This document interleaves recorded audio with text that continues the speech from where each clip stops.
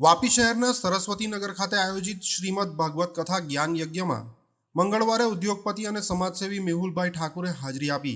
આ પ્રસંગે તેઓએ કથાવાચક આચાર્ય શ્રી રવિ દ્વિવેદી મહારાજના આશીર્વાદો પ્રાપ્ત કર્યા। કથા સ્થળે મેહુલભાઈ ઠાકુર અને અન્ય માનનીય મહેમાનોનું ભવ્ય સ્વાગત કરવામાં આવ્યું। ફૂલોની માળાઓ અને પીતાંબર ઉડાડીને સન્માન કરવામાં આવ્યું। કથા સ્થળ ભક્તિથી ગુંજી ઉઠ્યું અને શ્રદ્ધાળુઓ ભજનો પર ઝૂમી રહ્યા હતા।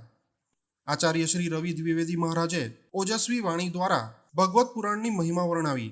તેમણે જણાવ્યું કે ભગવત કથા જીવનના દુઃખોનો નાશ કરે છે અને આત્મિક શાંતિ પ્રદાન કરે છે।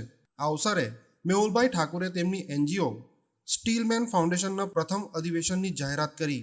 ફાઉન્ડેશન સમાજસેવા ક્ષેત્રે ગરીબ બાળકો માટે શિક્ષણ, રક્તદાન કેમ્પ અને પર્યાવરણ જાગૃતિ કાર્યક્રમો સહિતના કાર્યો કરશે।